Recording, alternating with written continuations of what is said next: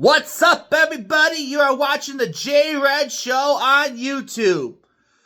Great time for Buffalo sports right now. Bills on a 3-game win streak. Sabres on a 3-game win streak. Chiefs eliminated from the playoffs. And Kevyn Adams is fired. Gonna discuss it all on the J-Red Show. Normally I start out with the Bills, but today I'll start with the Sabres. Kevyn Adams has been fired. After 6 years on the job and no playoffs, he is finally out of here. Sabres fans are wondering what took Terry Pegula so long. I guess we don't know, really. Could be the fan backlash. Because the second last time they were at KeyBank Center, they lost to the New Jersey Devils 5-0. And fans were screaming for fire Adams and sell the team. They did beat the Jets 5-1 the last time they were at home. But when they went on this road trip, Pegula must have known that there is no way he could come back from this road trip with Adams still employed. The fans would figuratively rioted. Eventually, enough was enough. Adams got fired. And Jarmo is in charge. He's the new general manager. They still haven't hired a president of hockey ops. But I'm fine with this for now. Because there's too many cooks in the kitchen. And unlike the last couple of general managers, Jarmo has experience.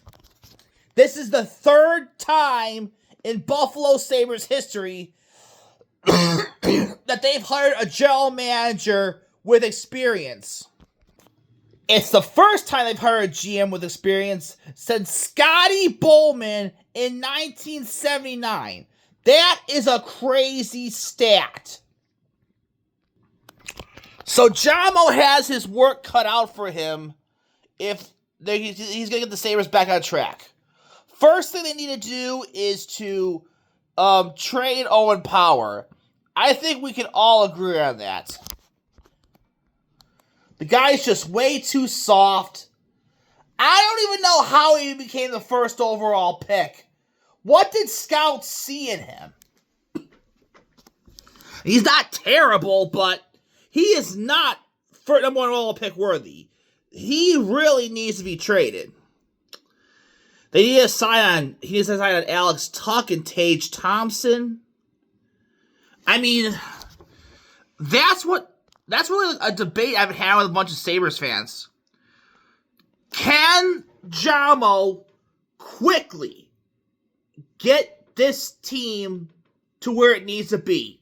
To the playoffs and to Stanley Cup contention? Or do we need to tank and rebuild?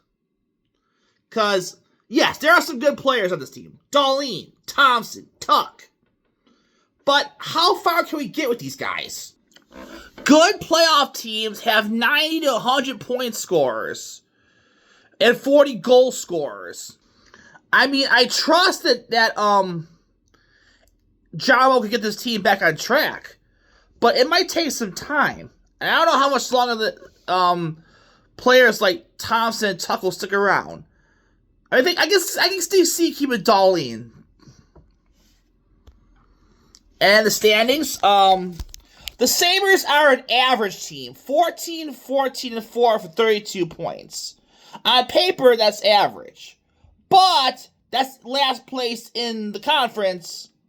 And only 2 points of last place in the league.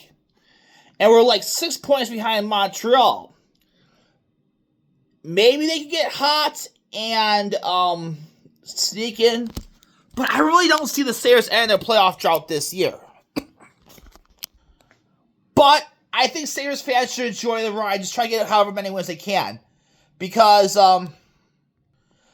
Thursday, when the Sabres play the Philadelphia Flyers, that arena is going to be electric.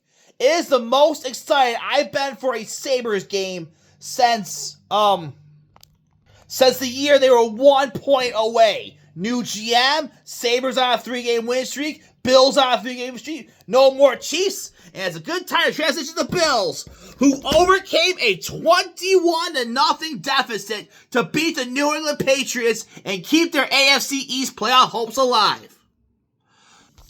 I mean, it's annoying that this team just falls asleep in the first half and just wakes up in the second half. I mean, a win's a win, and it's good. It reminds me of back in the day when the Sabres had Breer and Drury, how no depth, you just knew, no matter how ugly it looks, they can come back and win. But New England just dominated that first half, and then Sean McDermott makes adjustments. I think the problem is he lets Bobby Babs do it called in the first half. And I can see why Bills fans are so torn on Brandon Beane and Sean McDermott. I mean, barring a collapse, they're going to have the longest current playoff streak in the NFL. However, they do just make the same mistakes over and over and over again. And they have yet to get over the hump. So, if the Bills don't win the Super Bowl this year, a year without Mahomes, then yeah, it might be time for a coach and GM change. But I also feel like the conference is wide open. They just beat New England, one of the best teams in the league. There's no Kansas City, there might not be Baltimore. Houston has a great defense, but they don't have a good offense. Jacksonville is so strange. This is arguably the worst team the Bills have had in the Allen B. McDermott era, but it's also the best shot. Dawson Knox had 2 touchdowns. James Cook had 3 touchdowns. Really nice to get the running game going. And of course, the big story of the NFL, the Kansas City Chiefs are mathematically eliminated. They went 6-8. They're now 6-8 after a loss to the Chargers, and they are done. I'm not gonna laugh. And then on top of that, to add insult to injury, Patrick Mahomes tears his ACL. I'm not gonna laugh at Mahomes or celebrate him getting injured. I'm gonna show some class. But this is very, very symbolic of the Chiefs. Mahomes with a towel of his head being helped to the locker room. Symbolism of the Chiefs. Now, despite me saying ding dong, the witch is dead, I do not think for a second that the Chiefs dynasty is dead. They had a down year, of course. But people are just so used to Tom Brady that people think that, if you have a world-class quarterback, if you have a world-class coach, Andy Reid, that you can't have a down year. A lot of Bills fans think, as long as we have Josh Allen, we'll be fine. It is hard to maintain success in the NFL or in any sport, which makes what the Bills have done amazing. I mean, B. McDermott deserved criticism, but they also deserve some praise. This is not a bad coach, not a bad GM. But back to the Chiefs. I don't think the dynasty's over. Just like Mahomes' ACL, it can be fixed. I can see, it's hard to imagine that Mahomes and Reid won't win another championship. But they got a lot of work to do starting this offseason.